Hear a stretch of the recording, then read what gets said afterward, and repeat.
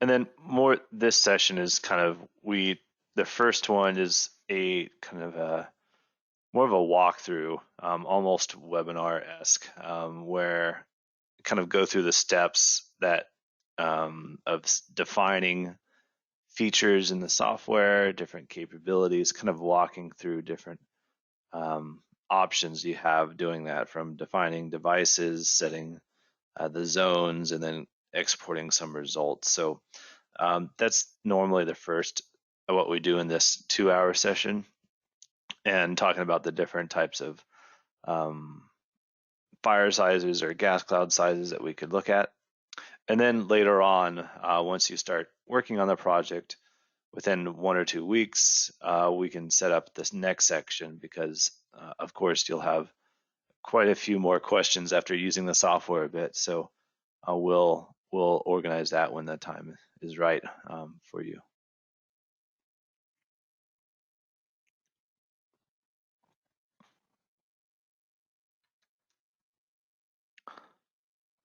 All right. Did that file go through the offshore example? Not yet. Not yet. All right. Well, let me know if you receive it. I'm going to start with that onshore example, because a lot of things are just general, so it doesn't really matter which we apply to. But let me know when you receive it. It was a 20 megabyte file attached to an email. But I'm just going to proceed with the onshore example for the initial part, and then we'll switch over in a minute. Yep.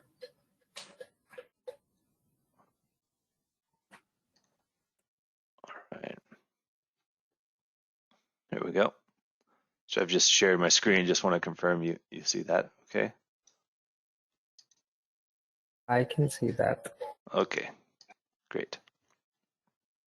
Right. So this is our main kind of interface that we're working with. We have a main 3D window, and then things we can add on the left here. And when we select something that we've added, their properties will exist in the bottom left here, what I'll call the properties panel. And that's where we can edit details or view details about specific items, such as flame detector location, flame detector angles, tag names, things like that. What you're looking at now is the license manager. So the purchase license, the commercial license you have, or one of the ones I sent earlier, you can paste that into this text box and then click use license. You do require an internet connection to use the license and activate it. But the license you bought is only a single network seat, so it's kind of shared amongst all the different team members. So if it's being used, you would see that whoever the computer name of where the license is being used. And if it's currently not available, you would be forced into this little option here, continue in viewing mode. What that is viewing mode, as its name suggests, is just a mode of the software that allows you to open files, allows you to view different features of the software, such as where the detectors are located. You can pan and zoom within the file. You just can't edit items. You can still create reports in viewing mode, but again, you just can't edit them. I need the license for that. So it could be something that management or someone at a higher level is looking at through the viewing mode, not utilizing the license, while a couple of the engineers trade off when they're actually using the license key. Right. So we're going to kind of go down this panel here, but the first main option here is the geometry. So CAD is 3D CAD is where we pride ourselves in being the most diverse. So the different options we have here. So a DGN file is our most popular, but quickly coming up is this DWF. The DWF file being from Navisworks. So specifically though, Navisworks Manage or Navisworks Simulate software products. These two software products can export to the DWF file. So I like to think of Navisworks as a kind of intermediary CAD communicator, I guess you could say, where if you have a format that's not listed here and it is able to be imported into Navisworks, you can then, with Navisworks Manage or Navisworks Simulate, export to this DWF format. And that way you can get your files into Detect3D. So that's becoming our most popular one, but I would say DGN and DWF are the two. What I sent you today, I've sent you an offshore example and an onshore. So we're still waiting on that, but we're going to just look at the onshore example. But notice this is already a Detect3D file. So if I spend time importing one of these formats, sometimes these larger files, especially when we get to onshore, it's very dense pipe work. Sometimes it will take maybe 20 or 30 minutes to import such a very complex file. And that's because Detect3D is doing some initial processing before, as you're getting the file into the software, so that things are faster and quicker later on. So once you've done that once, you can then save it to a Detect3D file, and we can choose to just extract or pull that CAD model from that Detect3D already saved Detect3D file. So this onshore example is quite small, 3.6 megabytes, and the offshore, which is still being sent, about 19.8. So I'm just going to click the onshore example. And this is just kind of a cropped out section of a larger site with a large ground piece.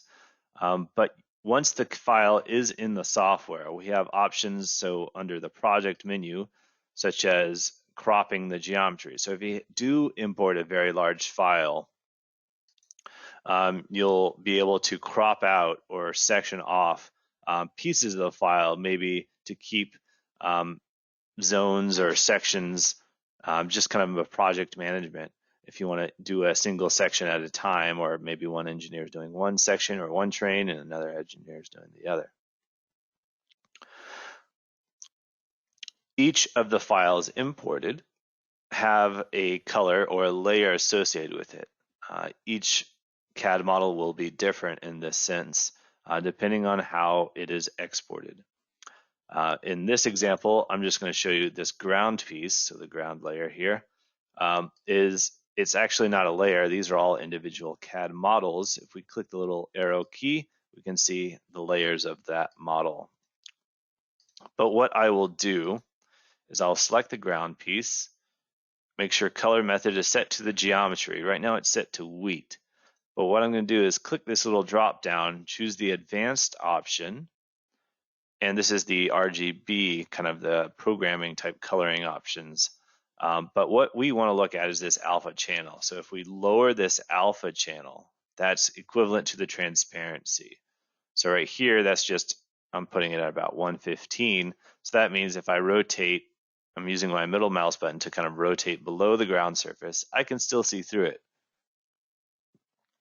And this is actually quite useful in offshore cases because sometimes the very dense process equipment might be hard to view around or maneuver. So you can always change the transparency of an item. You can toggle off the item. So the item's still there in the analysis and it's still accounted for, just visibly it's removed. So if there's a lot of dense process equipment, maybe some piping, maybe I could remove that temporarily while I'm maneuvering around the model. The other option, which is quite useful, especially in offshore cases, like you see right now, I've gotten lost inside my own model. I'm inside some vessel or something. So what to do in these sort of cases is you might consider using this view cube on the right here. And at any point I select, we'll kind of rotate the model to a desired index. Oh, they've changed it apparently on me, sorry. What you then need actually is this last one, the zoom fit. We'll zoom out where you can see everything. Just last real quick on the user interface, if we have an angle of the camera that we like or we will use for figures, we can save this view. So on the toolbar here, about midway through, there's a save current view. I could title this my main view perhaps, and save that to my project. And what that does is the position of the 3D window, what you're looking at, the angle of the CAD model, that is saved in this camera drop-down menu. So again, if I zoom into a structure or I get lost, instead of clicking the zoom fit option, I can come down the camera drop-down menu and choose this main view, and it will take me back here. There we go.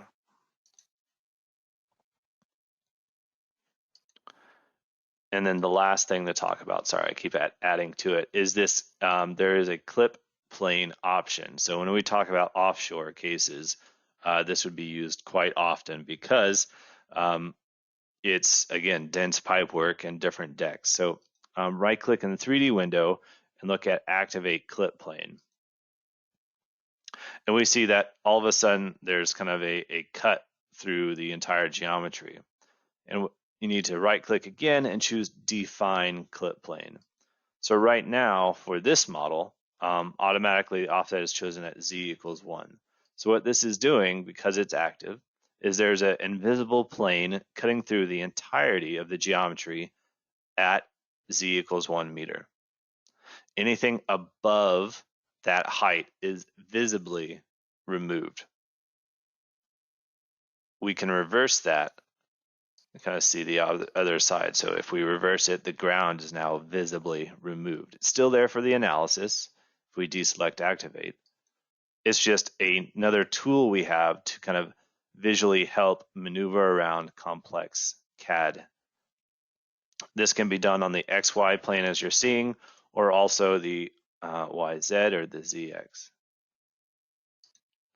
We can also change the offset. So if I change that back to unreversed, sorry, I click in the cursor, my cursor into the Z equals text box, and I use hold shift on my keyboard and press up and down on the keyboard also.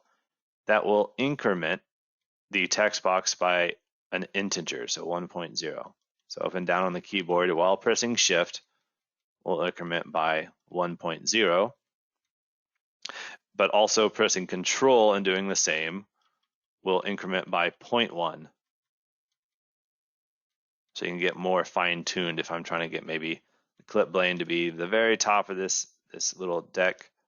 I can maybe just look at the rafters here. Again, this is only visibly removing the CAD entities. So helpful for congested environments. Once you have it defined, you can close that window and just click it on the toolbar right there. All right. So we have the CAD model. Sorry, Any Alan, questions? we have Yes. received your offshore file. Okay, I'll go ahead and switch over to that. Thank you. Yeah. So I'll close the project. And actually what I'll do is because this is, I'll load a different file real quick and we'll come to that onshore case. So we do include some tutorial examples in the project folder, program files, Detect3D tutorials, and there's a refinery option. You don't have to do this. I just wanted to show this window here, the CAD import option. So when you first import a file, you'll see this window. And what you need to verify is what the ranges are of the file, the X, Y, and Z ranges. So if you know them to be in the tens or hundreds of meters in length and width, then that's fine. You can click confirm. This is just a double check when you import the file that perhaps it's not listed as maybe 10,000 kilometers or 10,000 meters or 100,000 meters in width. That means the scaling is kind of off in how it's being imported. Each CAD model will be different, so it's just good to double check this. So when it says select units, really this is a scaling factor for what these ranges are. So if I change this to millimeters, you see that the ranges are then much smaller. So it's good to look at the ranges that Detect3D says the file is in and just verify the units that make those ranges match what you'd expect the distances of the file to be. The second section here is this triangle reduction. I'll talk about that next when I open up the offshore case. The triangle reduction is a process that Detect3D does to remove small pieces of the CAD model that are less than 5 millimeters. It kind of rounds it out. It has different options up to 20 millimeters or none at all. But what this does is it helps reduce the load on the computer for processing all these obstructions. Because in Detect3D's world, we triangulate everything in the model. We make a triangulated format. So it needs to have a surface element. But this helps reduce the complexity of it, because really for flame detectors, what we're looking at is a 1 foot by 1 foot in heptane or other fuel type fire. And so CAD entities such as nuts and bolts on a flange or different valves aren't so necessary to the analysis. So we can approximate those a little. So whatever it says in this window, it automatically chooses one for you based on the complexity of the file, the number of triangles, I mean. And so it's best just kind of leave this as is. Whatever is chosen automatically should be left. All right. So that's when you import a CAD model into Detect3D.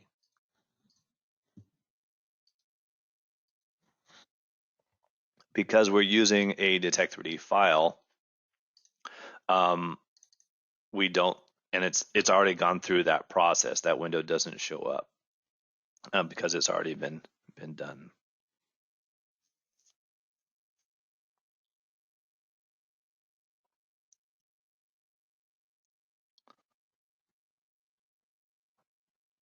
It's a little more complex for this file. So similar though, we have several different CAD models, and this would happen if maybe you got a model from PDMS. Sometimes they're so complex they'll export individual DGN files for equipment layer or mechanical layer or piping layer.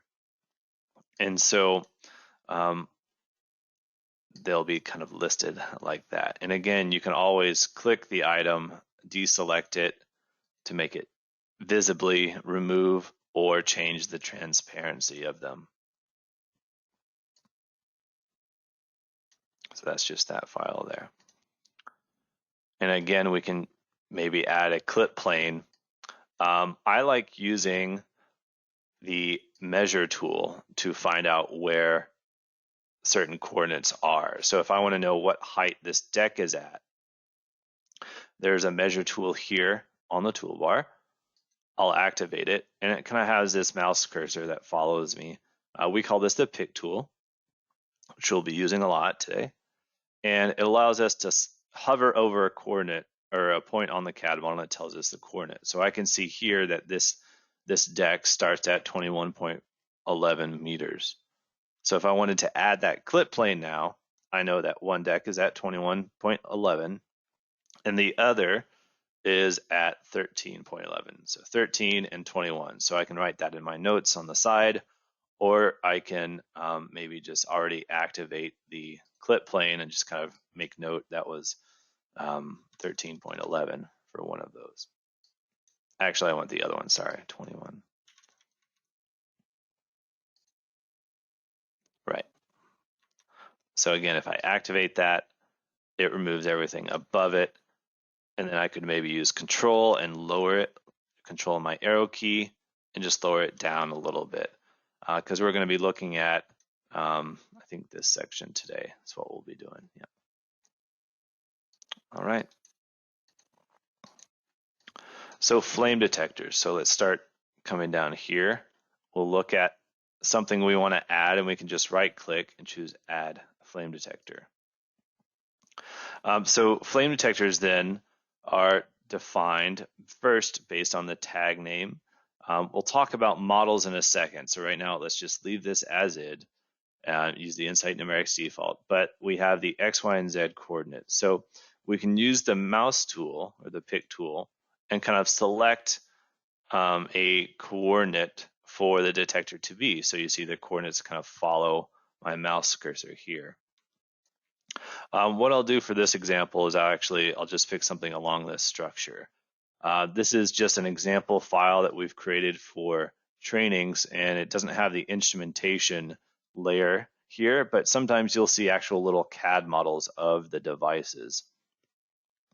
But for us, I'm just going to select the pick tool to be along the structural member. And you might have noticed that pick tool froze there real quick. So what I did to do that, so you see these hotkeys in the upper left. If I'm moving my mouse and I want to get another angle to position a coordinate, I can press Control on my keyboard.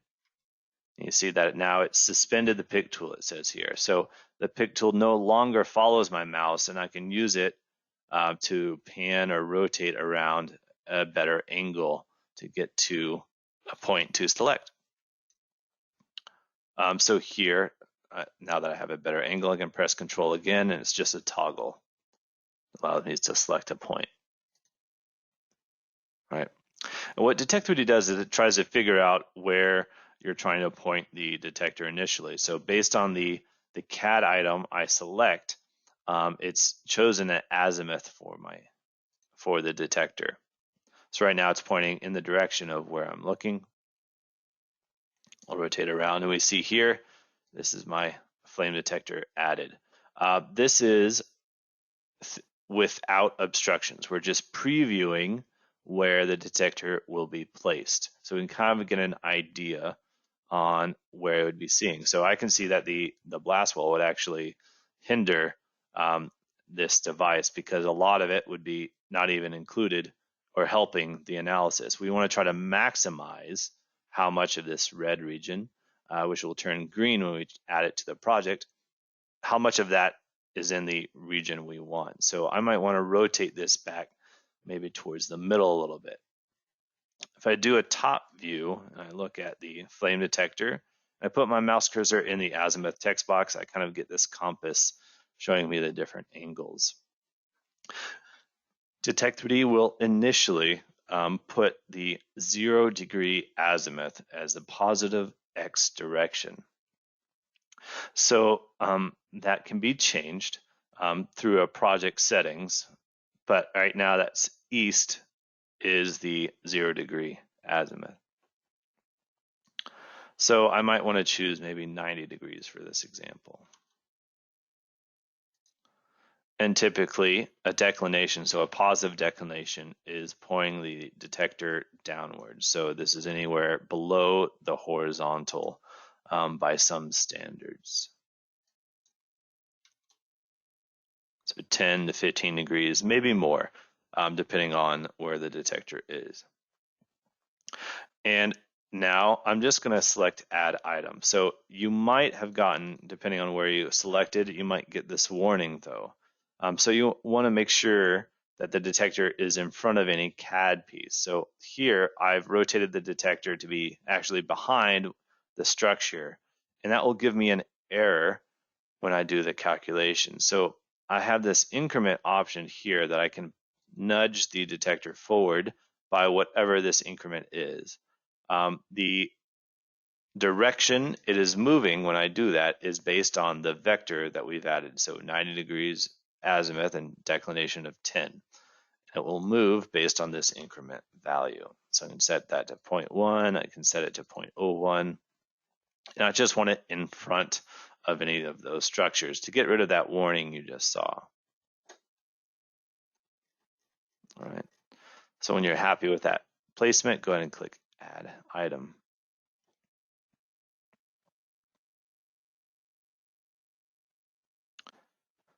And what Detect3D does now is it is accounted for the obstructions. So if I come back to my Project Items tab, I select the Flame Detector 01, and I have these different options in the property panel at the bottom. So I have things like the location, the azimuth declination, all listed.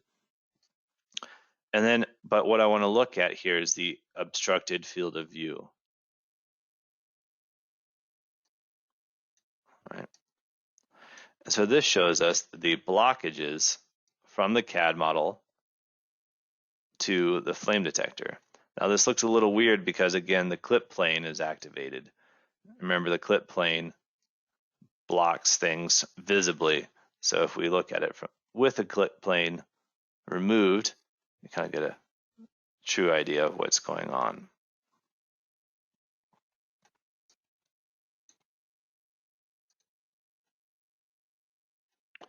A quicker shortcut rather than looking at the property panels and selecting that is you can right-click the flame detector, choose FOV visibility, and then toggle them to be off, unobstructed, or obstructed, which is what you're seeing now. Personal preference on how you want it to look in the project, but I like having the direction label, the tag name label, and the model shown when I'm doing this. We can mouse over, so you just saw, I can mouse over the detector and it will show me the information about it. So it has the tag name, the location, the azimuth when I mouse over a device here in the 3D window.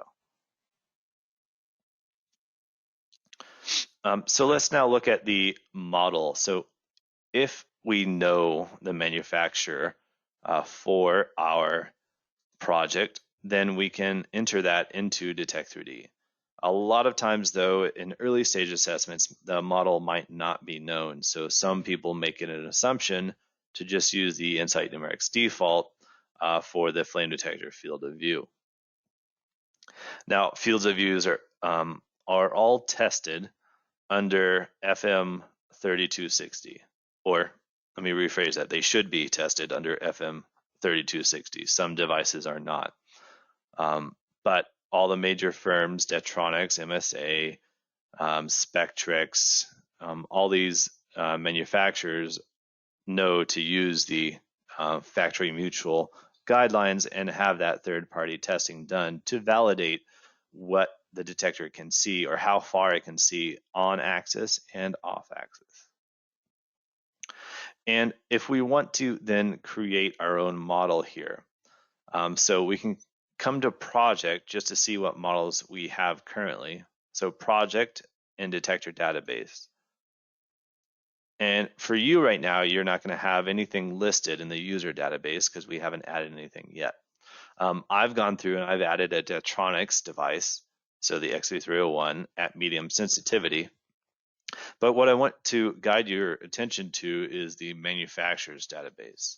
So we have 3 manufacturers listed currently. We're working on Honeywell and some others will be added later next year.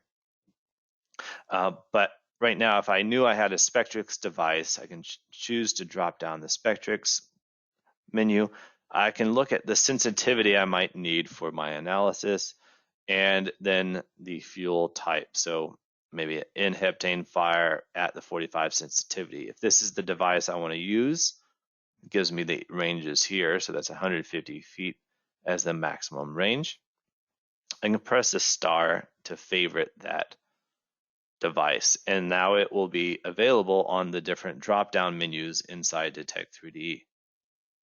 So if I select my flame detector and I come down to the model here, and in my drop-down, here's my Spectrix 45 sensitivity for the N-heptane fire that I could change my model to. Also, if I added a bunch of flame detectors at once, I can right-click flame detectors, the header name, not the individual one. I have change all models to. So I can change all the models in my analysis to be one type or another. And this is useful in looking at maybe different sensitivity settings because that will affect the analysis. Increasing the sensitivity of devices will increase the maximum range, which sometimes leads to increased coverage, but also increases false alarm potential. So that's something that is hard to simulate, but it's just be aware of this information as you're looking at different sensitivity settings. So how do we get devices here in the user database? So this is from the Add Items tab, and we want flame detector model. And here we have 10 different criteria to define the curvature of these fields of view for the device. Now, I'm not going to go into detail about this, but what's available to you is help.insightnumerics.com. So this is our online user guide. And so we can go through and we could even search different features and find, such as this case, creating flame detector FOV models, and it kind of guides us through step by step what each of these variables means and how to get to adding that to our project. What we'll be looking at is we could look at these manufacturers publicize this information. So even from Detectronics website, I'll probably just go to Google, do X2301 manual. Should be this PDF option.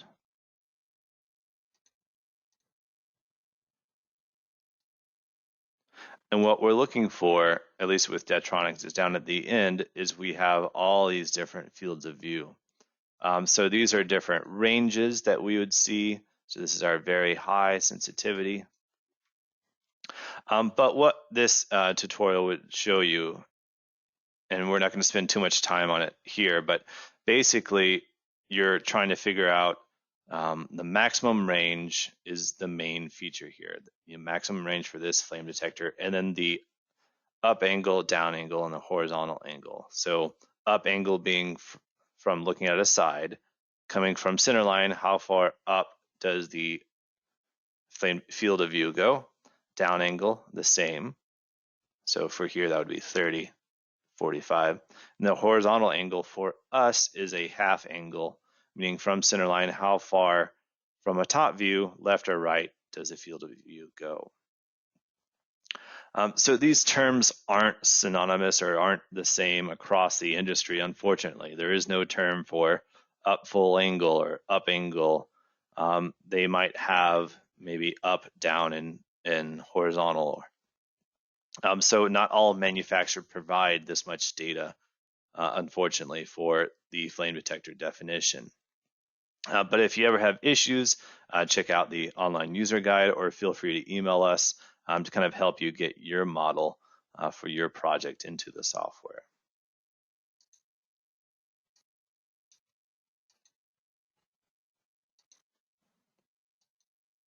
All right, so we have a flame detector, and now we want to add, we want to show that we want protection somewhere. We do that in Detect3D by defining a zone or a subzone. Now, a zone is, as I just mentioned, an area that we want to receive a coverage output for. And a zone is a cuboid-based region. And let's add that zone now.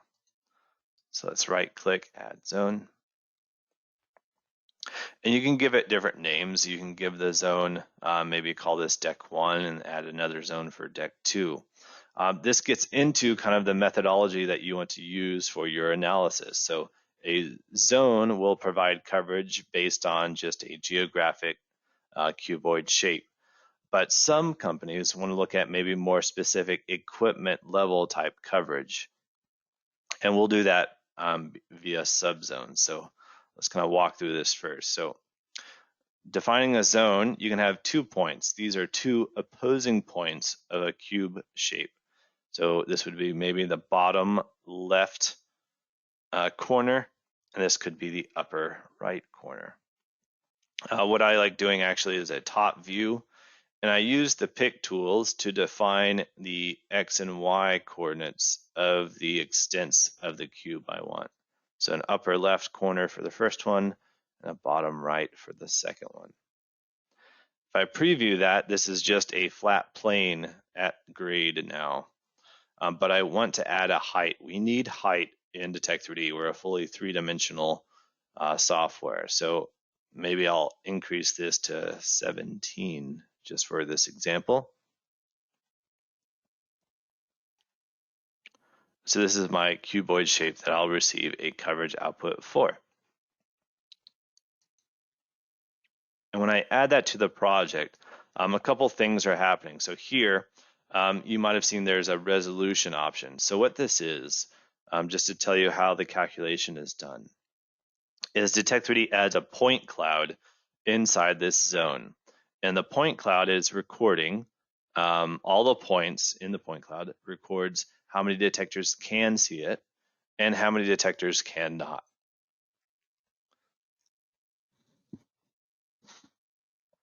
So this gives us a volumetric coverage calculation. So seeing the volume of the zone and how much of that volume, any of the points seen by one detector, seen by two, or seen by none.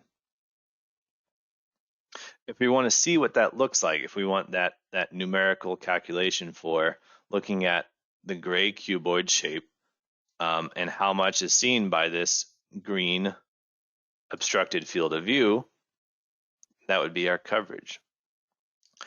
So we can view that by looking at the under project and coverage results table. So we'll be coming back here a lot because this is kind of what we're reporting on. We're reporting the coverage results.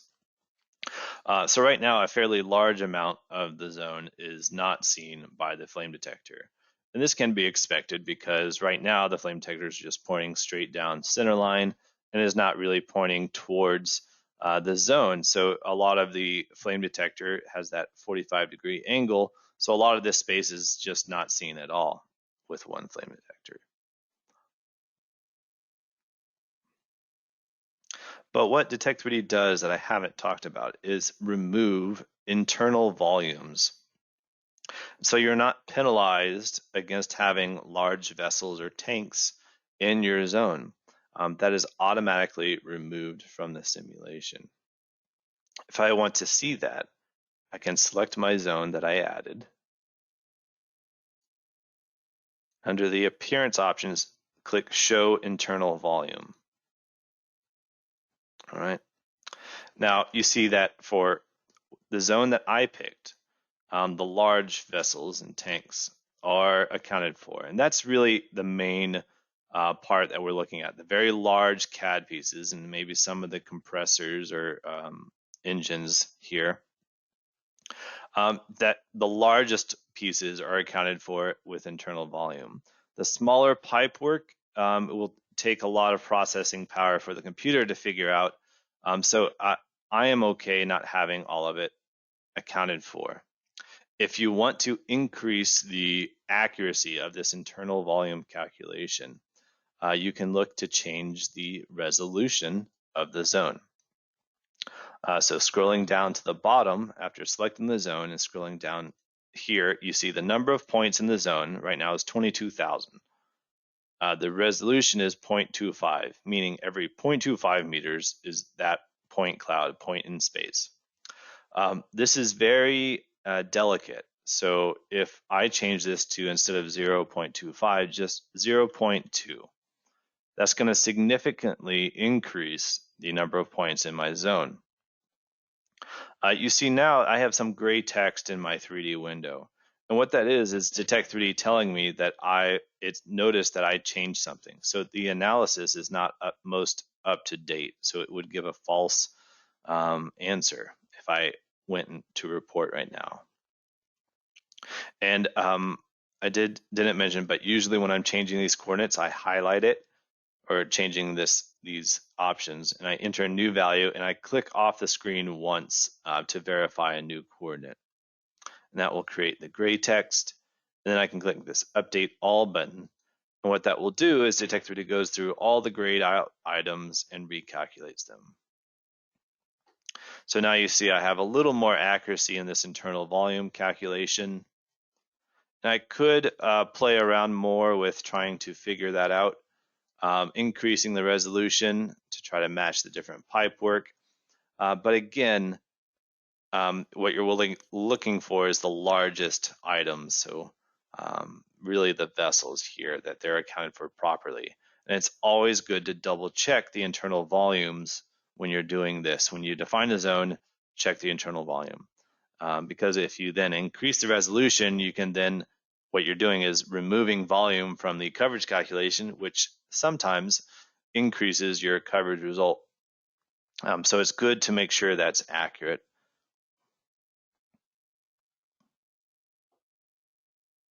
The other part with that is that you can lower this number down really far. So if the number of points, we always recommend keep this under 500,000 because that will give you give the computer enough time to calculate things where it's not too long.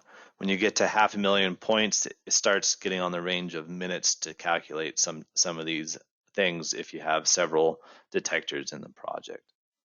So keep that under 500,000, and we're seeing here I'm only at 40,000, so that's perfectly fine also. So we have coverage results by the zone. So let's look at subzones also. So if I want an equipment level type coverage, so maybe I have a piece of equipment that's of higher risk than the others that I want a separate coverage statistic for, I can use subzones to define that. So under zone, I can right click, choose the add subzone option. Now I can add a subzone in the same way as I did the zone in 2 opposing points of a cuboid shape, or this quick box, which I'll go over briefly. So the quick box is 3 clicks of the mouse to define a box shape. So if I activate it, the first click is the defining point of the box. The second click will be the length and the width. I don't know if you can see this on my screen. There we go. You can kind of see it. The length and the width of the box, if I second click. And then my third click is the height.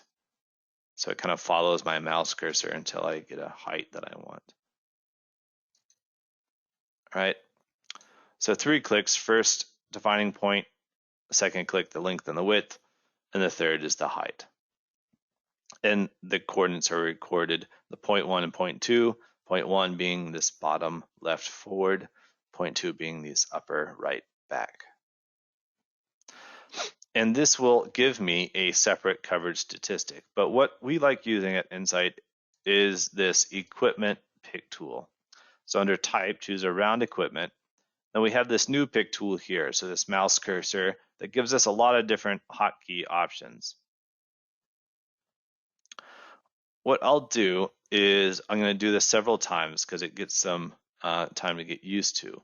But I'm going to move my window where I'm looking at a top down because I'm going to be drawing kind of a axis aligned square to select this region.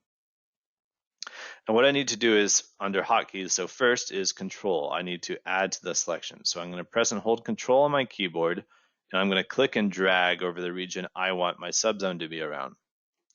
So in this example, I'm going to try to get this set of pipework and this compressor.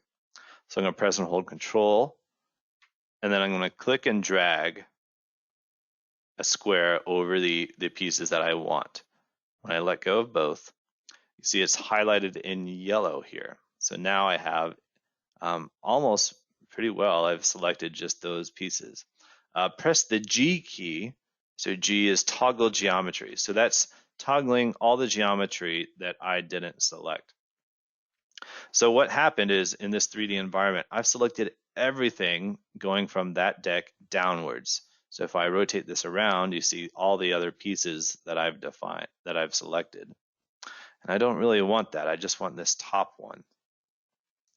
So what I can do is use Shift to refine the selection. So it's the same process. So all I've done is rotated from a top view. I'm now at a side view. And I'll use Shift, press and hold Shift on my keyboard, and I'll click and drag over the pieces I want to keep. So that in this square, pieces I want to keep in my selection, and the other selected pieces will be removed. So now those are all gone underneath.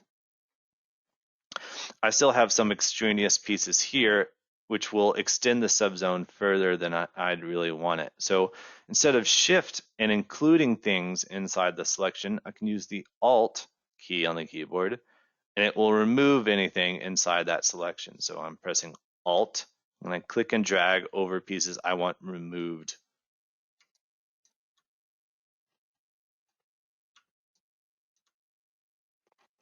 There we go. So now I know I've verified that it's just this set of pipework. I can press the G key, kind of toggle the rest of the geometry on and off.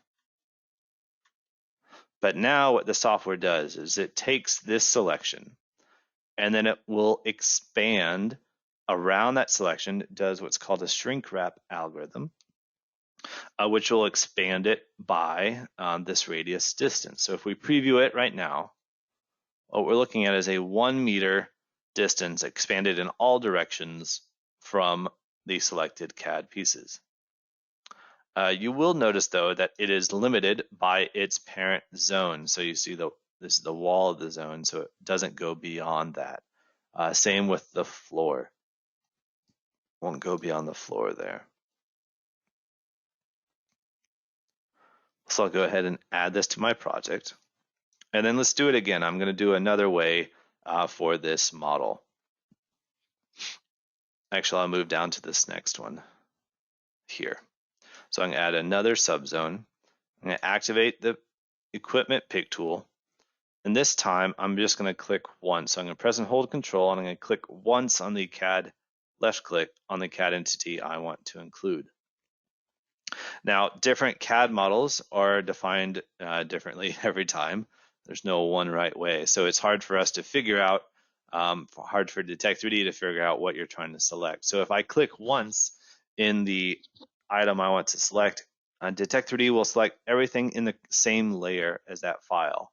So if I press the G key now, we see that everything in that, I think it was a mechanical layer, has been selected for me. This is not really what I wanted, but it's a different way of getting a selection than the pressing Control and clicking and dragging over the items I wanted.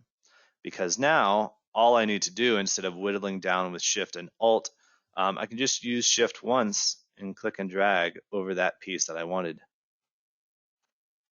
So slightly quicker that time to select this piece of equipment by using Control and clicking once. However, notice that that equipment, the actual little piping is not included. So it's depending on what you want your subzone to be around.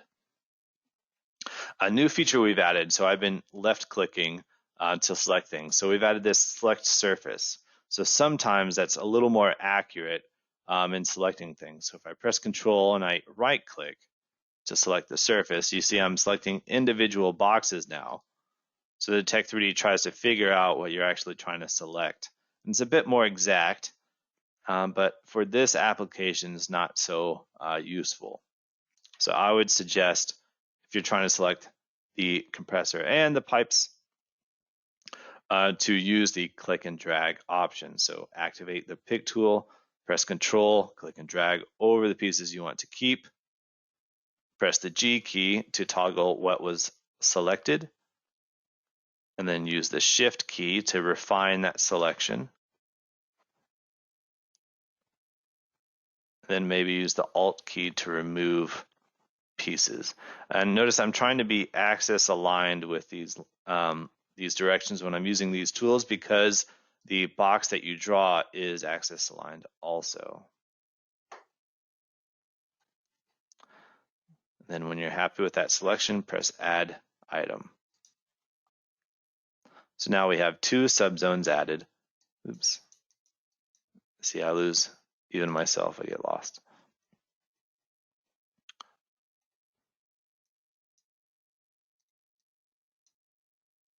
So 2 subzones added to our project. So the main zone, and then subzone 1, and subzone 2. So if I come to our coverage results, this time I'm coming from the toolbar. So our zone coverage is the same, and it hasn't been changed, but we have show results by over here. And I'm going to choose subzone. So this gives us an individual statistic for each of the subzone options.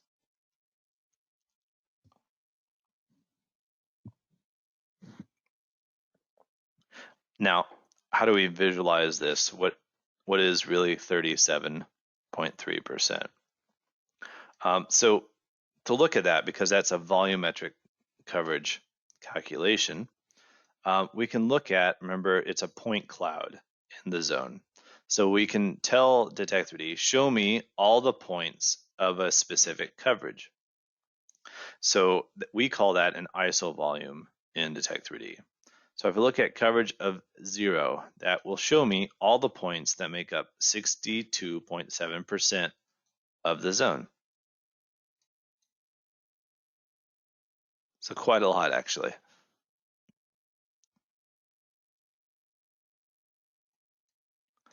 So all the black regions are all the places the flame detector cannot see. And it's a little dense right now. I can't really see through it much.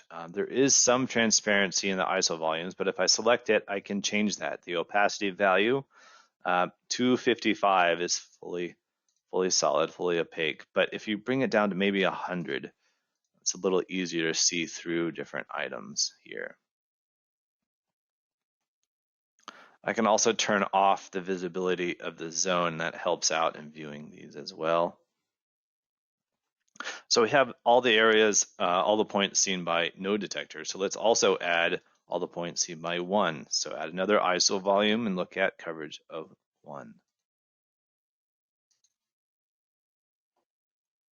There we go. So this shows us the vessel being accounted for here, but also some of the smaller pipe work, if we look at it from the side here, is blocking some of the view behind here. All right. But typically we don't always, it's hard to report a 3-dimensional image to a 2D report. So what you'll see a lot of times is a 2D cut plane with a projection of this coverage value. So this contour is what we'll add next, is a 2D cut plane, like I mentioned, but it is only a visualization. We've already done the calculation. The coverage calculation is done. This is only a visualization along the plane at a height that you specify. So we'll use the XY plane, and we'll set the offset to be 1 meter. Now, this offset of z equals 1 is based on the system set here. So this says zone. So this is 1 meter above the base of the zone. But remember, the height of the deck is 13. So if we want to use that reference as the height of the contour, I need to change this system to global and set the value to maybe be 14, so 1 meter above the deck. You can use whichever system you prefer. I like keeping it as the zone, just because that's at the deck I'm working on. And then just click Add here. And what this is, instead of a 3D point cloud showing us all the points that are seen by one or none detectors, it's just a visible cut plane cutting through the zone, showing us all the different coverage. So right now it's just one detector in blue. We can also raise and lower that. And we'll see as we raise the height of the contour, it's a perceived better coverage. So 4 meters is above the height of the zone. So I need to keep that at least 3. All right. And you could add multiple of these if you wanted, or have it be on a vertical plane.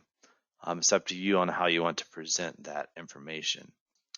So if I look at it from here, maybe get a top view, I remember that camera option. So I like using this for maybe if I get lost, but also for figures.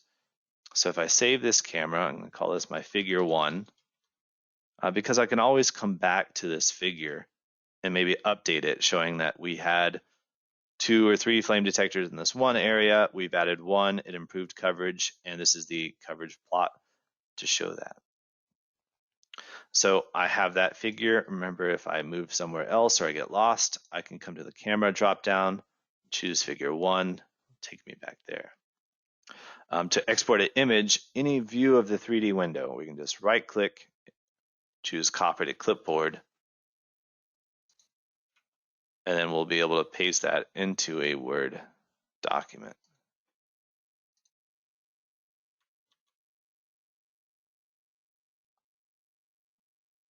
A quicker option is if you have activated, or like click once in the 3D window, just press Control C on the keyboard, and then Control V in the Word document.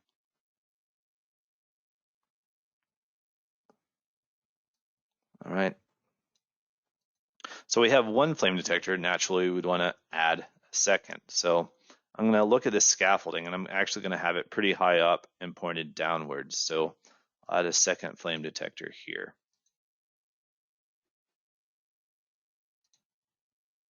So I selected a point. I want to preview it. I want to rotate it downwards quite a bit, so maybe 30 degrees. Excuse me, Alan. Yes. So you showed us how to take a screenshot of the 2D view just now. Is there a function in the program to take a 3D view screenshot as well? Or you can just screenshot it whenever you want? Right. So what I've shown is just a 2D plane. So whatever's in the 3D window will be saved in the screenshot. So if you want that to be the 3D view, you can do that. So just turn on whatever you want to see in the screenshot. You could even turn on both if you really wanted to. But whatever you have activated, whatever is shown in the 3D window is what is saved in the screenshot. So if I look at it, it's just hard to kind of convey that 3D depiction into a 2D report. Okay. Yeah. Okay, got it. But typically, like isometric type views, so a view from a corner, those are pretty good in trying to convey the three-dimensional region. So in this example, maybe kind of an angled view like this. And then again, right-click, copy to clipboard. And so you might give maybe two images, maybe a top view and an isometric 3D view. Okay, thank you. Yeah, no problem. While we're stopped here, is there any more questions about just the flame detectors as we're going through this process? Flame detectors or the zones or subzone regions?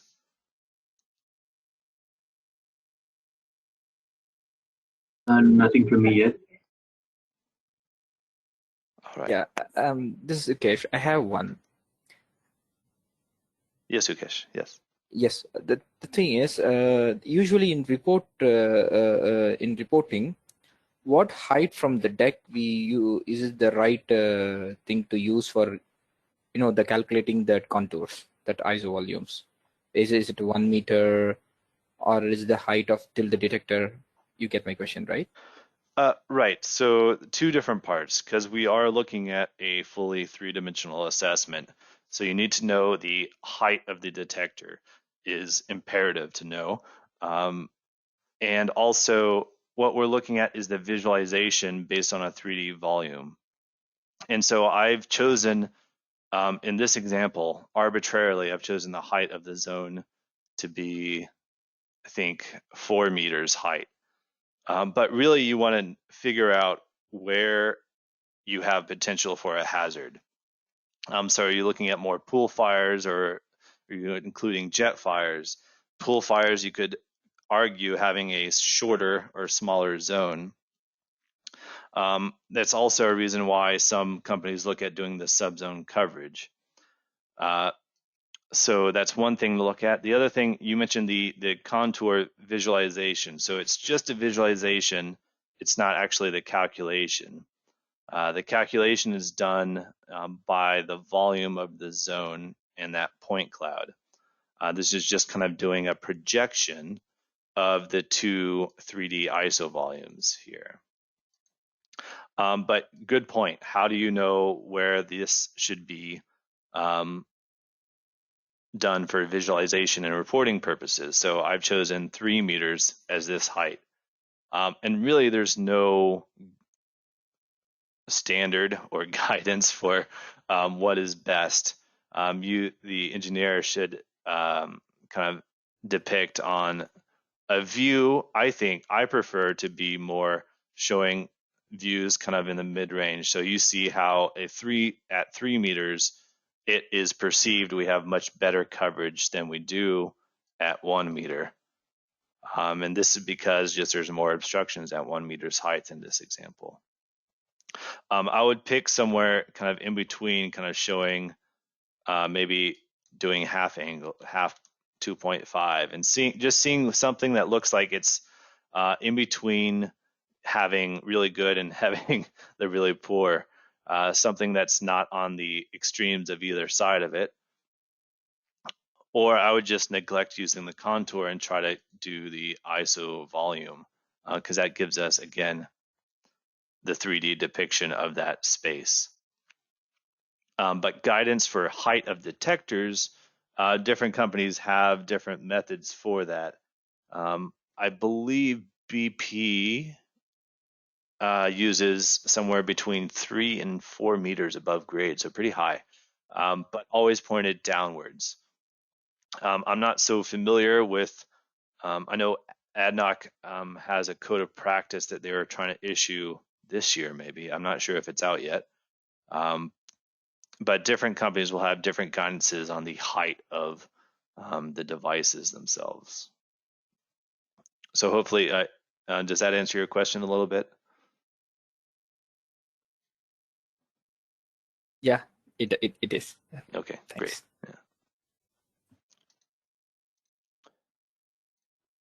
So we have one detector, but we have the visualization already done. And I was about to add another, but really we know that this detector, if I didn't define a zone here, so it's not really helping having the detector pointed straight down the positive y-axis. So if I just look at the unobstructed, there's a lot of this detector that's being unutilized here. Unutilized, it could be that there's assets here that I want to protect still. So really I should have my zone encompass all the things that I have that have risk. But just for this example, I've only included this section up here. And so I do this because I wanted to show you that we can then rotate the detector and reposition it after we've defined it. So I want to try to, what I'm doing in this analysis, it's good to look at what are the angles the detector has, and then how can I best position these angles to cover as much of the zone or subzones as possible. So in this example, what I'm going to do is rotate that azimuth. So instead of 90, I might look at something closer to maybe 135, 140. I'll highlight the value, press 135, click off the screen to verify. And you see now I'm rotated more towards the center here, or the center of the zone. And that's kind of a good practice, have the detector pointed towards the center of the zone. And notice when I did that though, a lot of items grayed out. So because the flame detector is changing, the visualizations will change and the coverage calculation will change.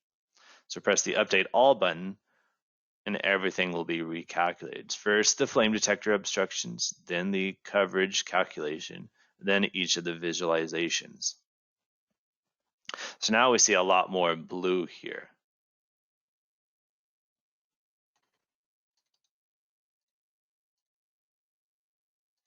If we look at the contour, kind of the same.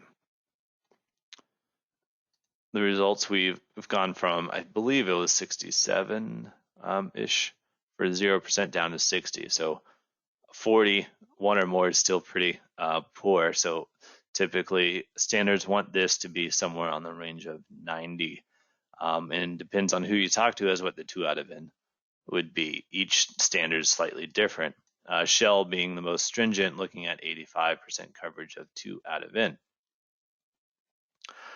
So what we want to do then is add another detector. Now we're adding these one at a time and very manually, where I'm selecting a coordinate, I'm looking at where it's pointing, and then entering a new value for where it should be pointed. Maybe further down in this instance, and maybe I'll even rotate it a little bit further, so maybe 290.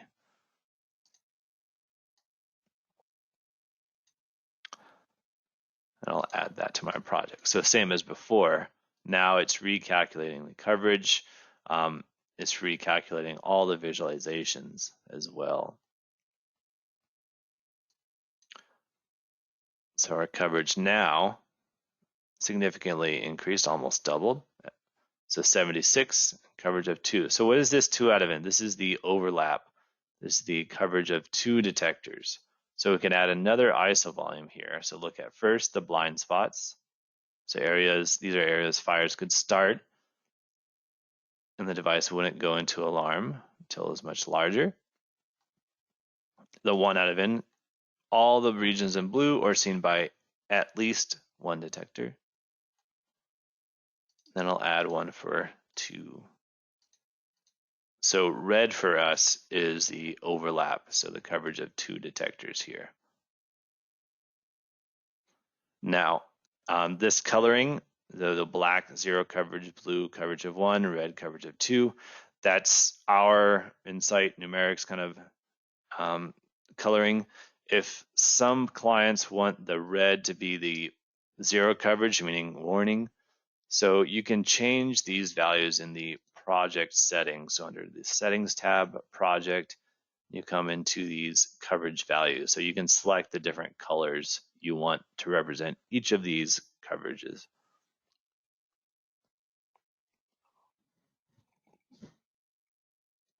So as I mentioned before, we've manually defined each of these flame detectors, but what we can do is if you have already a set of these flame detectors defined by instrumentation and you have their coordinates, under the File menu, you have the Import Detectors from Excel.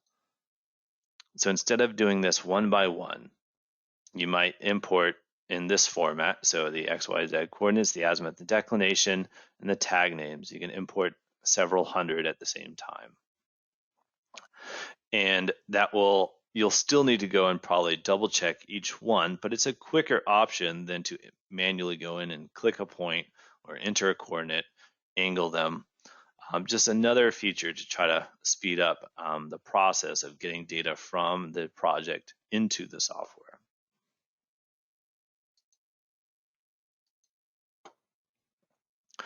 All right, so what we do is continue going about this process of adding detectors, trying to minimize the blind spots, so the black visibility, and usually maximize the coverage of 2.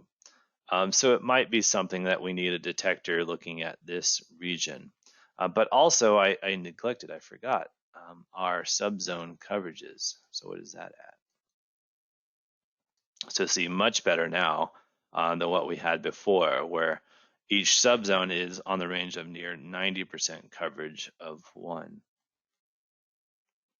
So we might consider another detector maybe from this angle on this structure, looking this way if we cared about this portion of the zone, or if we're worried about truly maximizing the coverage here, we could add another detector pointing at these subzones.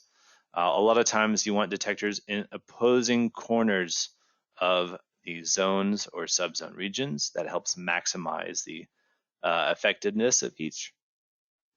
And so maybe I want one now kind of in between the two. So I'll put a detector here pointing this way because I want to maximize my subzone coverage. And maybe that's all I'm reporting on. Some people do that. Some people define a zone and then solely just look at the subzone coverages, so only equipment level type coverages. It's kind of, again, up to the project on how that would be decided.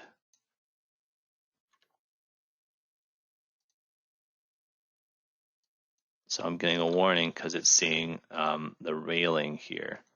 Oops, 10. No, I wanted 100. For some cases, that might be okay.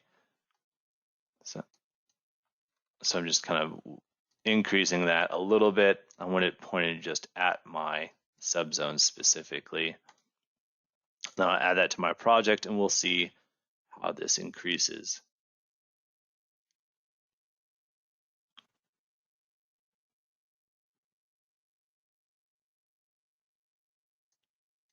It's much more. So in most projects, we'll kind of be looking at something around this. So 90% coverage of 1 more and at least 60, sometimes 70 or 80, 2 or more. Because a lot of times the coverage of 2 detectors is the control action. All right, so we have 3 detectors here, and I have 3 different labels, but let's talk about exporting the detectors from the software. So a couple things we can do before that. So if I'm reporting on where a detector should be pointed, a lot of times I can add information about this device. So if I look at flame detector 1, I can try to find an angle that looks tries to dictate where this detector is showing. And a couple of manufacturers have a laser cap that you can put at the end of devices. So Detronix actually asked us to add what we call the aiming ray. So if I activate the aiming ray for flame detector 1, this shows us in the model, if we're happy with this position of this detector and we're reporting it, that it should be pointed kind of near this support beam right under that piece of pipe. So I might choose, if I can get a better angle, to use this view as my view for flame detector 1. So I'll right click and I'll copy this to my clipboard. And actually I did that prematurely. So I want to export the detector locations first. So maybe I want to make a note where this detector should be pointed. So if I select that detector, I come down to its properties, there's a comment section. So here I can say angle towards, what is that, north side of vessel. And any information I enter here will be listed in the report option. Additionally, if I'm working on this with several different colleagues and team members, I could add a note. So add a sticky note.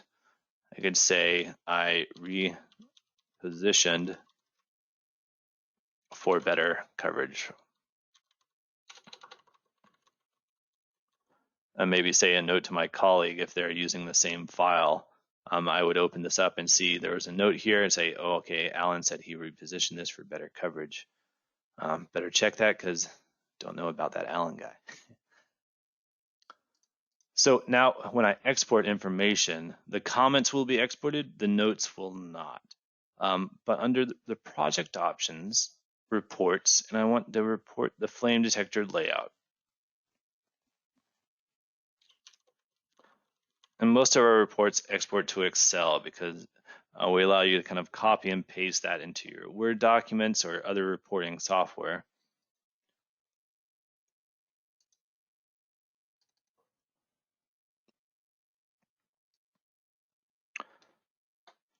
So we have our coverage page first. And then the layout summary is kind of in this nice tabulated view of each flame detector. It will give us the manufacturer information, the X, Y, and Z coordinates, and the azimuth and declination values of each detector in the project. Also, if you added any comments, so these are comments here, it would be listed.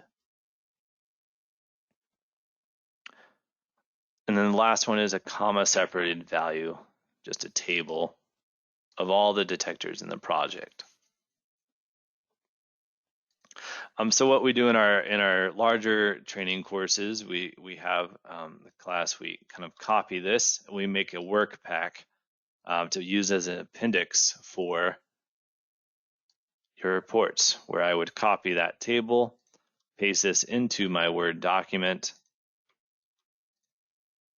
and then find a good angle or picture for that flame detector. I might even choose to add the contour. Oops. Right click, copy that to our clipboard, and then I can paste that into my Word document showing here's my flame detector 1. Shows where it's pointed, also showing some of the coverage at a certain height, but then also the coordinates of the detector and its angles. Because a lot of times when you're out there installing, you're not going to be too worried about what's 135 degrees off platform north. But if you had a visual depiction of an angle of where the detector should be pointed near, it might be more accurate when you're actually installing. All right, so we could do that for each flame detector. But this is kind of the general concept of once we have that information of the different visualizations, even the coverage results, this information can also be exported. So flame detector coverage, or same report would be from the reports tab, zone coverage only.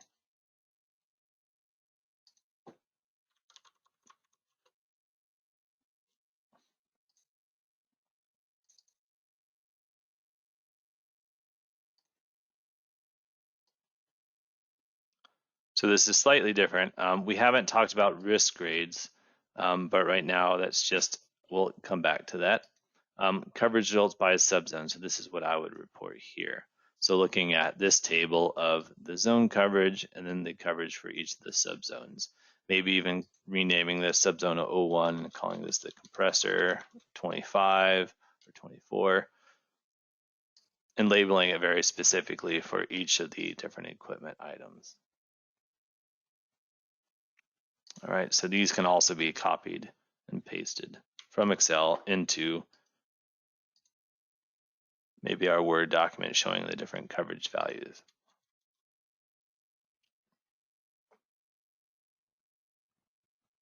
All right. So one Word document for coverage, one Word document showing the flame detector layout.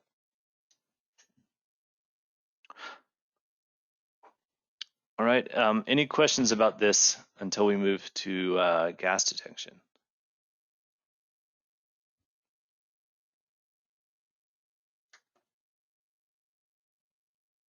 No. Yeah. I have one. Yes. Is there any technical aspect for pointing out that laser in particular to a vessel or any equipment? Any technical aspect? Or is it just a simple requirement from a company? It wasn't even a requirement. It was that what we're doing is we're basically assessing where gas and flame detectors should go. And part of that for flame detectors is where it should be pointed. So the manufacturer, Detronix, has in the field this little laser pointer that attaches to the front of the flame detector. And they said it's to assist in positioning and angling the detector. And so in the software, when we're when we're angling the device to try to optimize their placement, it's kind of a reference point in the software for having that simulating where that laser should be pointed if in the field they actually had that capability. So instead of giving somebody a number saying point the detector 37.5 off axis or off platform north, that's a little hard for someone to kind of sit there in the field, maybe especially if they're on scaffolding or something, to try to figure out. But if you tell them instead, hey, it's 35 degrees off platform north, but also have it pointing towards this large vessel. And that way you reduce the error going from the simulated world to the actual installed device. So it's just a capability to kind of help with that. There's no specification anywhere saying that you have to do it. You can leave it out if you want to. Yeah. Okay. Thanks. Yeah.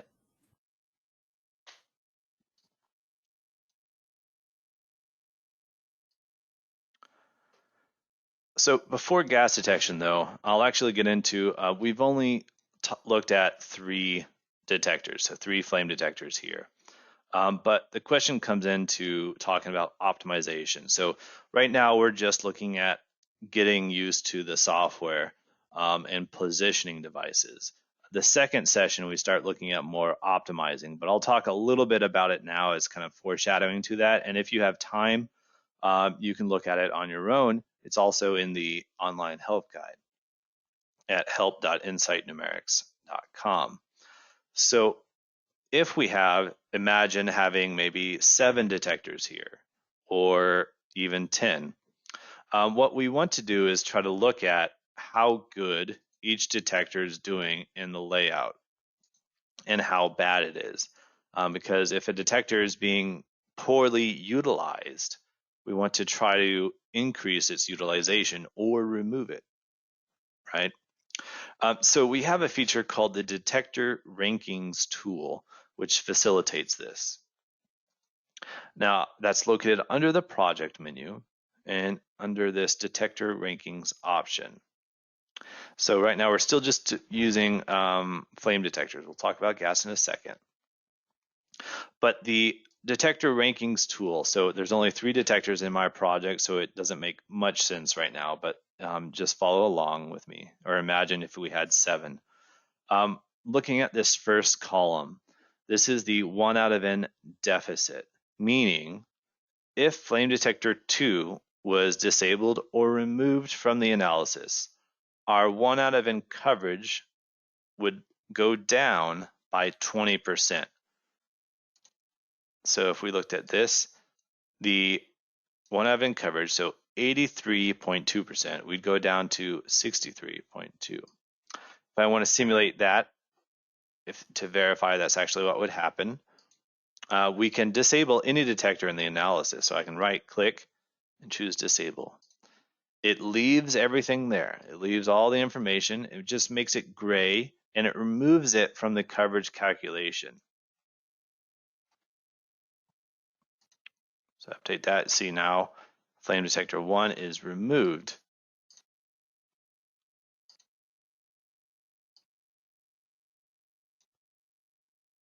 And it went down to 72. So that's actually interesting. It's only 10%. So I'll have to have some of the guys check that. But what it does is it gives you an assessment on ranking on how important each device is to the analysis. Yeah, interesting. That's 10. So based on the zone coverage, you can also do this based on the subzone. But what we care about then is the worst detector. So this is saying that if we have turned off flame detector 3 or disabled it, it would lower our 1 out of n coverage by 6.4%. So it's the least of the 3, meaning that of these 3, flame detector 3 is the least important, flame detector 2 is the most. So we might consider repositioning or removing flame detector 3 from the analysis. The second column then, instead of 1 out of n deficit, this is our 2 out of n. How much is our 2 out of n lower by if this device is disabled? So in this sense, actually, flame detector 1 is less. And then we have the next columns over. It's just the 1 out of n rank, so rating from best to worst. The 2 out of n rank from best to worst. And then the weighted rank, which is based on this slider here. So this is right now, it's in the middle. So it's an average of these 2 rankings. So the final rank is actually saying a tie between flame detector 1 and flame detector 3 being the worst. But if we move this slider, that will change the weighted rank. So if we only care about our 1 out of n coverage, the rank will change based on that. Or if we only care about the 2 out of n coverage, the rank will change. And you see the order of the devices changed here. Doesn't make so much sense with 3 devices, but when you start getting to have 7 or 6 or more, I would say, you start seeing some detectors that only contribute maybe 2% to the total coverage factor. And then you start having to ask the question, well, is it viable to have a whole other device to add another 2% to my analysis? Or should that device be removed and let me try repositioning the other ones to try to save the client some money? Because that's what we're trying to do at the end of the day, is reduce detector counts while showing compliance. So the detector rankings tool is one option, and the other is the optimization capability. So this kind of does it all the work for you, so to speak. It's only for flame detection here, but in short, the optimization capability requires you to add plausible locations, so location is listed here, around your model that you could install a detector. It's not going to use all of them, but you need to use your expertise in knowing where wiring racks are, what are the height limitations for installing a device. information like this, add that to the software by adding locations that a detector could be installed at. And you should have more than 40 of these at least. We've done projects on the range of 500 locations. But then you give the software what detector you're using and what coverage target you want to achieve. And Detect3D will try to then optimize the flame detector layout. Optimize in that it tries to achieve the coverage target that you set, but also to minimize the number of devices needed. We don't have enough time to go over that today, but again, this is something that you can look at in the online help guide.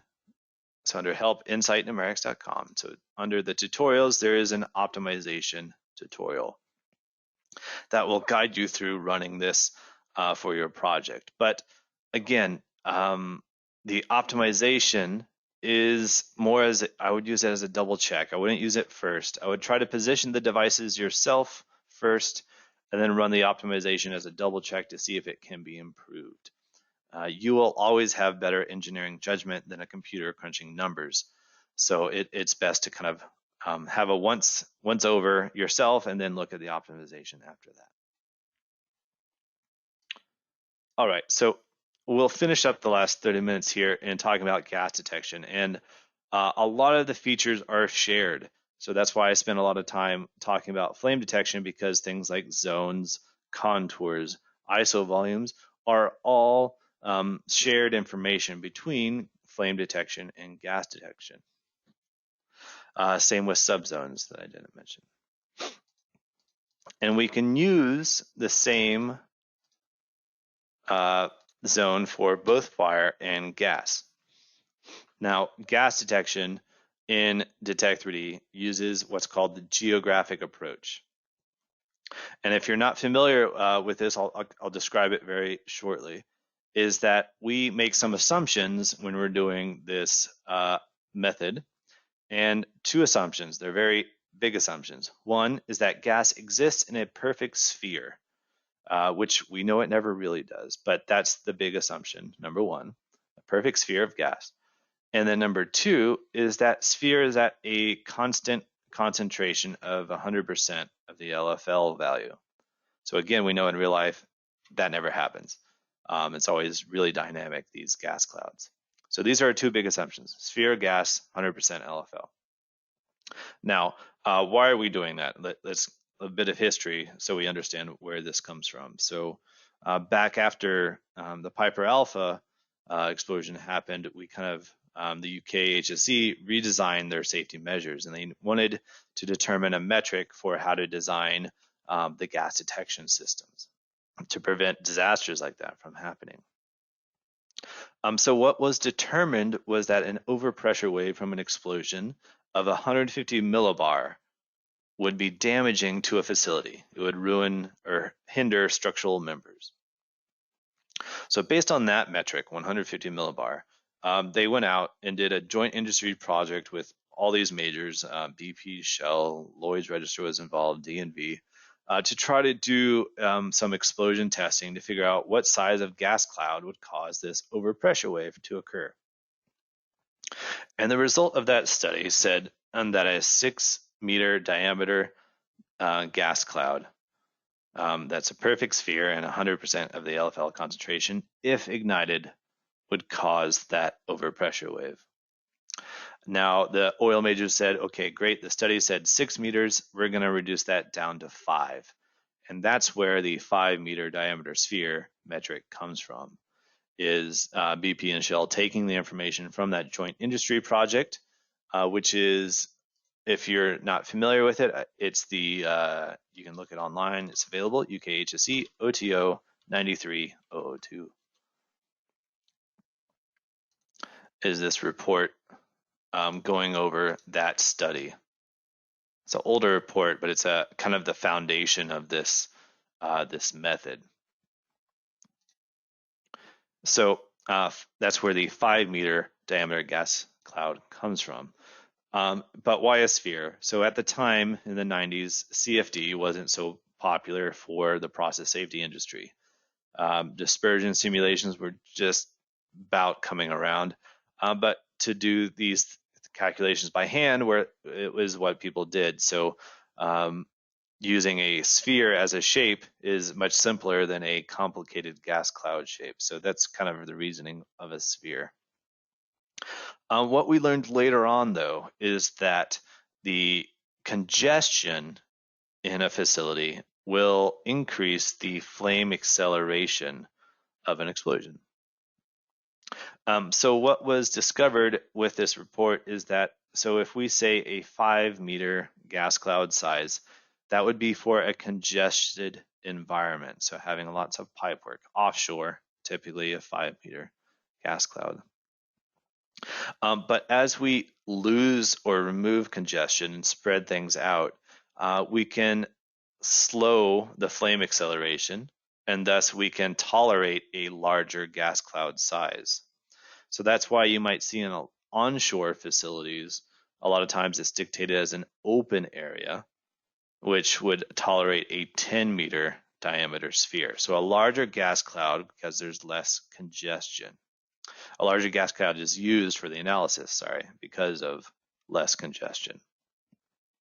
And then some standards, I think Shell even reference an in-between, a 7-meter gas cloud size for a semi-congested or semi-obstructed environment.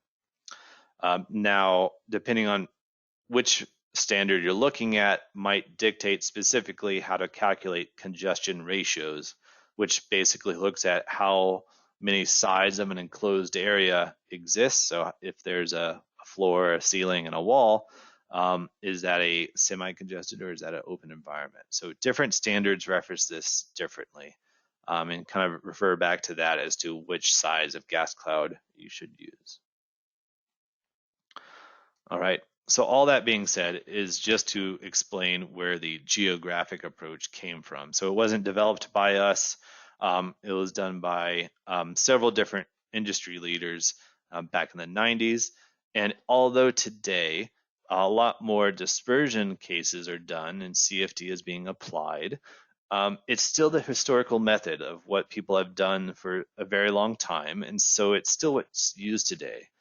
It's also very quick to implement, as you'll see, and it's pretty cheap to implement as well.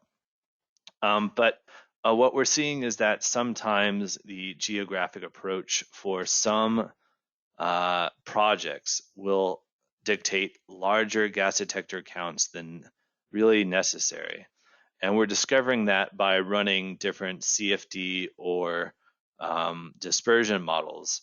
And we've created a software called Influx that does this pretty easily. So if you get used to Detect3D, you might consider looking at Influx to supplement some of the gas dispersion cases. And we're going to do a webinar about risk-based gas mapping with CFD in about 2 weeks' time. So we'll probably announce that, I think, later today.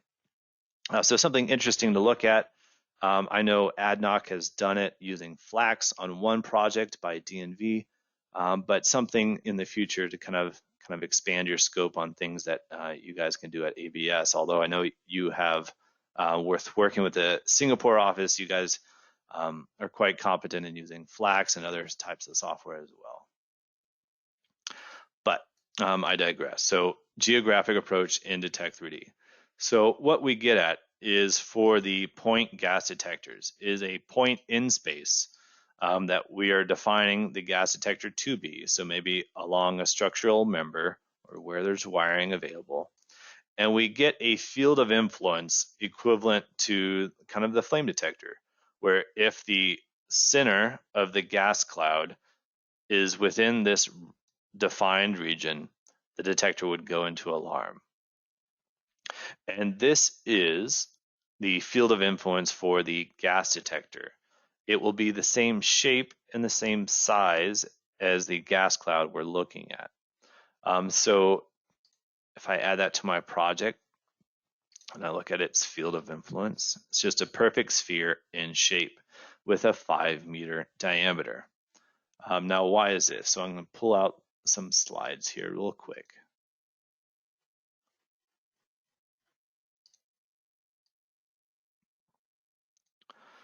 So I'm just going to keep it in this mode and not so much the presentation mode. But What we'll get at is if we have a gas detector here, and right now it's in a stable state. It's not into alarm. And we have our theoretical gas cloud. So it's at 100% LEL concentration, 5 meters in diameter. We record the center of the gas cloud. But what we're getting at is because this is at 100% of the LEL value, as soon as the gas cloud touches the gas detector, it will go into alarm. So what we're saying is the influence of this detector, the range of, I guess, vision or range of smell in a way, you could say, is the radius of the gas cloud, because this is the extent. We record the center of the gas cloud, and as soon as it touches the gas detector, it would go into alarm. So that's the extended range in that direction for that gas detector. And it will stay into alarm until it leaves through the other side. And this would be the same no matter which direction we come from. So if it's an angled from top to bottom, bottom to top, right to left, angle to angle, we'll get a 5 meter influence that this detector has on its environment of being able to detect that 100% LEL gas cloud of 5 meter diameter. So that's what gives us this spherical shape for the field of influence.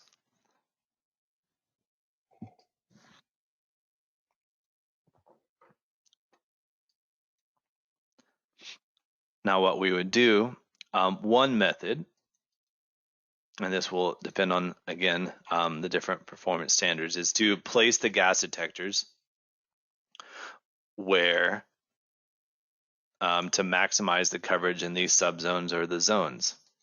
So a lot of times, even with with Shell with having 85% coverage of 2 out of N, what we'll get at is we see people putting 2 gas detectors right next to each other.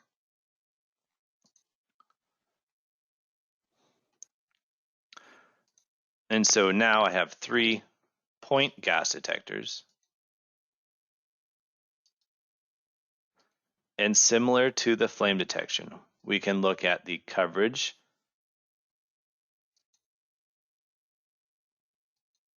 of the zone. So quite low, because we're only looking at, I purposefully was putting them near the subzones. So the coverage of the zone is quite low, but if we look at the subzone region, it's a little bit better. If we decided this was actually a semi-open facility, so this would be determined based on kind of the ceiling, the floor, and the walls. If this was determined to be a larger or different gas cloud size, we can change that by changing the risk grade. Well, we haven't spent too much time talking about this, but what we'll do right now is just look at the gas cloud size. So the low alarm state is what we'll change, and I'll change that to 7 in this example. Click update. But notice here, there's no change, like my zone coverage changed, but my subzone coverage did not. And this is something important to understand, is that I've changed the gas cloud size in my default grade. That is only influencing my zone coverage and not my subzone coverage. And why is that? Well, each zone and subzone in the project has a risk grade assigned to it. So if I select my zone, I see that my risk grade is set to the default grade. So anything I change in this default grade classification will affect the coverage of the zone. If I look at my subzone 01, that risk grade is grade A. Same with subzone 02. So they're still referencing the information on grade A here, which is still 5 meter diameter sphere. So that's why we've not seen a change in coverage here on these subzones, but we did for the main zone itself. Now, what are risk grades really used for? It's just another way of classifying different coverages or different types of analyses. things like field of view multipliers, which we didn't talk about today, but field of view multipliers allow us to look at different sizes of fires for our assessment based on the kilowatt outage and the kilowatt power and the inverse square law. Also, the different gas cloud sizes are another factor. So you can choose to have several of these risk grades and maybe call one grade for 100 kilowatt fire and another for 7-meter gas cloud size. But personally, I don't like having as many of these. So I remove all the ones except the default grade, just because I like having one and having all the subzones and zones referencing the one, so I don't get confused by having changes in coverages for zones or subzones referencing different risk grades that aren't in the 3D window. We allow you to do it to be able to classify different types of coverage or methods, but I prefer, this is just my personal preference, just have one risk grade and have it be referenced by each of the zones and the subzones. So now we see that my subzone coverage is quite better. Rather than the 5-meter gas cloud size, now up to 92, looking at a 7-meter gas cloud.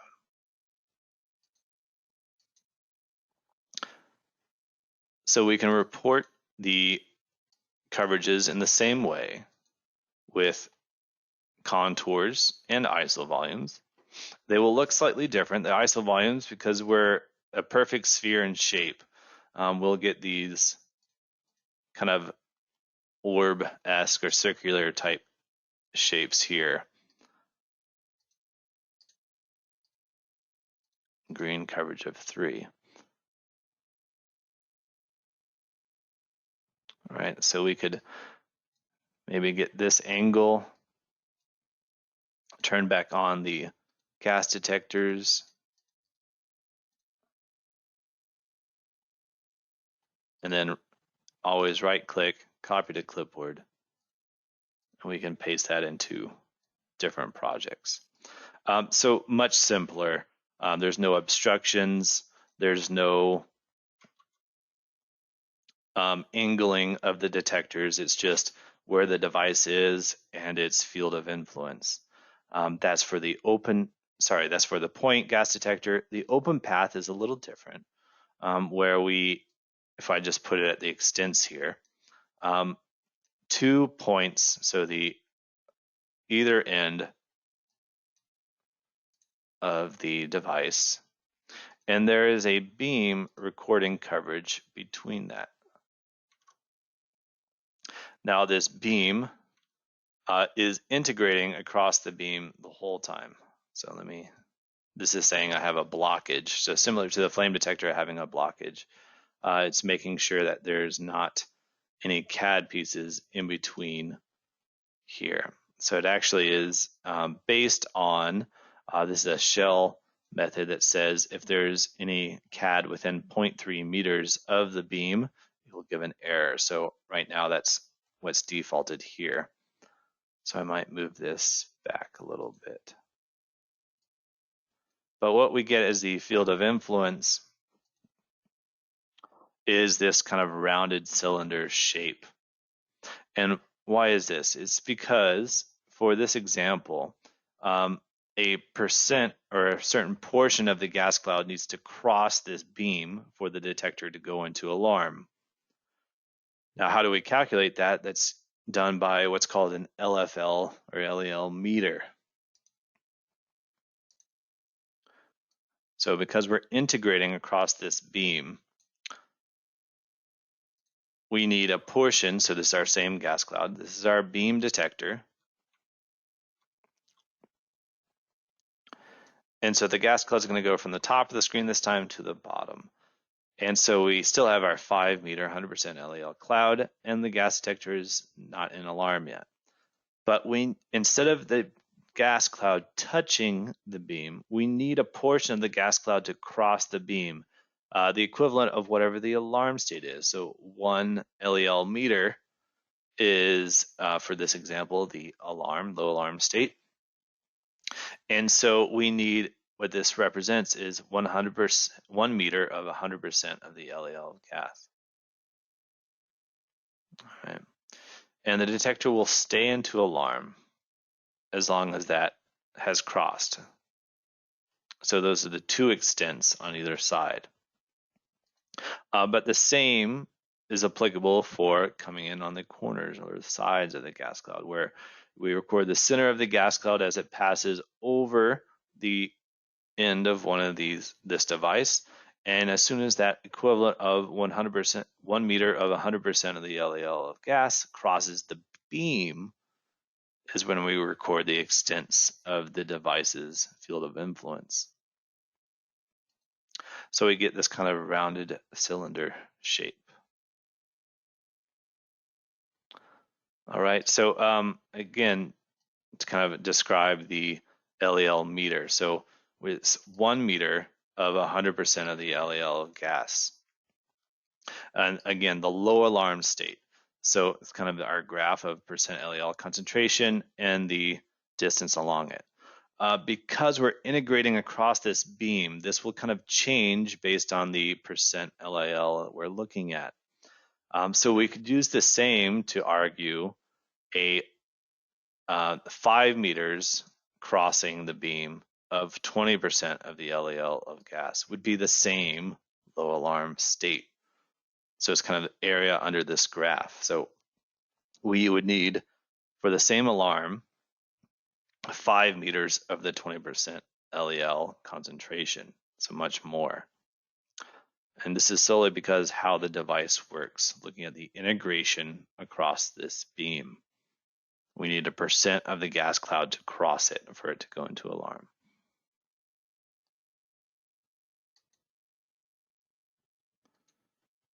So in Detect3D, that's how we calculate that field of influence. Where'd it go? All right. So we can place open path, we can place the point, and to try to increase the coverage of these. The other option some companies do with the gas detection is not even look at the coverage, but dictate based on the congestion of the environment, kind of a grid spacing of gas detectors. It's very simple in that you would just determine the congestion of the environment and determine if that's 5 meter spacing or 7 meter spacing, and then place point gas detectors horizontally every 5 or 7 meters. So very basic compared to what we're looking at with flame detection. And it's because of these reasons that people are starting to look at more dispersion, supplementing dispersion with this. We have seen clients use maybe DNV fast software or run some simulations in Flax or other CFD solutions to determine the size of gas cloud that could exist for your facility. And then create a correlation saying, well, our facility can dictate a 12 meter gas cloud size for this environment. You would then, instead of 5, 7, or 10, you would then come in and say, well, I'm going to use that 12 meter metric because naturally that will increase the sizes of all the gas cloud size on all the detector field of influences and thus increase your coverage. So it's another way to kind of argue using this method with supplementing with dispersion cases. So unfortunately, you ask 4 different people who do this analysis how to do gas mapping, you're going to get 4 different answers. So it's kind of following what is listed in your guidance documents and what the client wants as to how to go about this. So I've given a couple different options here, but we're always available for questions. Feel free to email us. The online help guide is there for you. That's always there. And there's some tutorials to go through that. It also has a great search feature. But this is kind of just getting you up to speed with placing the detectors, defining the zones and the subzones, and receiving the coverage output from that. Because that's what the clients really want to see, is kind of where the detectors are and what coverage did you achieve with that. and then supplementing that with some pretty pictures of isovolumes or contours. So that's kind of what this session has been about, trying to get you up to speed with that. The next session will be again after maybe 1 or 2 weeks, after you have started using the software more, and you'll have more questions. So maybe spend some time looking at the detector rankings tool, which is very powerful when you start looking at complex environments with several detectors in the project. The detector rankings tool for both fire and for gas.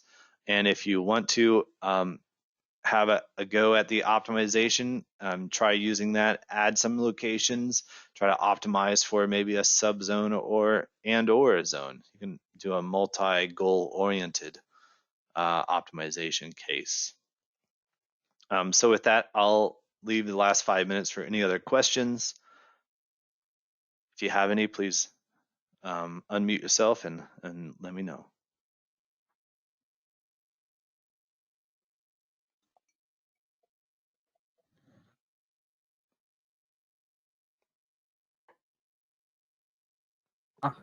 Hey Alan, this is Zikesh again. Hi, yes. Yeah. Say for example, I've added all the detector models, and I have my flame detectors. For example, 10 flame detectors are completely modeled, and I achieved my percentages. Okay. For Mm-hmm. some reason, my client or someone says that no, change the detectors, or internal properties like the angle views, and say for example another model of detector. So how I supplement in a one go for all the flame detectors? Great question. Change. So this is kind of, we were consultants first, so we kind of realized that change orders are always kind of given. And so if you've decided that some part of the project needs to be updated, so this can be even the CAD model. If you have a updated CAD from maybe a 30% completion to 60% completion, every item in Detect3D is separate from itself, meaning that I could even remove this CAD piece and then re-import the updated one. All the flame detectors are staying the same, all the zones are staying the same, and just the CAD has been updated. So that's that part about it. With flame detectors specifically, if I want to say all these detectors, okay, we didn't know what device we were using first. We use the Insight Numerics default, but we want to look at maybe the Detronix one at a medium sensitivity. I can set the change all models to. So this is right clicking flame detectors, not the individual one, but the text here. And that will affect all the properties at once, all the detectors. So I can change all the models to, and then I can choose the Spectrix, but I think we said the Detronix one. I'll click this once, everything turns gray, and it will automatically update to account for that model that I've added to my project. And then, so at this point, you would have hopefully saved the figures that you had before, and save the figures as in save the cameras. Because now, with those updated devices, if I look at the obstructed field of view, so you see it's a bit different. Sorry, I'm going to close all that. It's a bit longer in its view for this one. But I could look at my ISO volumes. I even have a third one now that I forgot about. Then come to my figure 01 that I had from before. Right click, and then I'd be able to show the client, here is your before picture. That was only with one detector, but here's your after. So it's a pretty powerful tool, and I would recommend saving, if you export a screenshot, save that as a figure, because when the client comes back and says, hey, can you redo this section, it makes it very easy to just come back to that camera view for which figure you used and then re-export the image.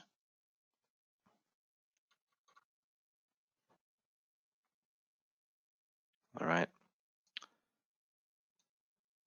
So the same with the locations. If you wanted to select one, you can then manually edit the location. Maybe the height was too low or too high, or they had a restriction on it.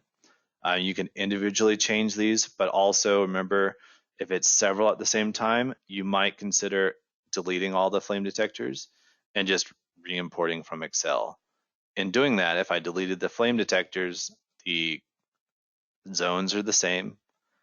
They would be unchanged. The CAD would be unchanged. The visualizations would be grayed out, but they were still defined. So all we need to do is import the new detectors and everything would be updated automatically.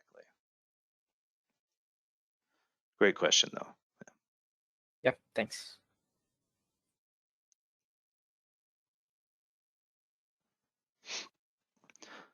All right, with that, it's been 2 hours. I hope you didn't get too bored by my talking straight. But again, you have this video. It'll take some time to render, but then I'll send it to you. Is a Dropbox link okay, or is there another platform that's easier for your team? We can't access Dropbox actually, but we can get our IT guy to get it for us, I suppose. Okay, I'll send OneDrive because sometimes that's more allowed. And then if you need to go through IT, then that's fine. Yeah. Okay. We can send you one token from our FTP server, and you can just that would be just a link, and you need to verify your email address, and then you can upload that. Actually, yeah, that would be good because this will be a video file for 2 hours, so it might be 1 or 2 gigabytes in size. So actually, let's do that. I'll look for your FTP request then. Okay. Sure. All right, thank you. Thank you. All right. Thank Thank you everyone for attending. Thank you. Great explanation. Thanks a lot. Thank you. And please feel free to email me directly with any questions as you get started on this project. So I know it's going this week, so I'll make sure to be available for that. Yeah, Thank sure. you. There were a lot of contacts with you. Thank you. Of course. Everyone have a great rest of your day or evening. Sorry. Yeah. Yeah, you too. Bye. Thank you. Bye. Bye.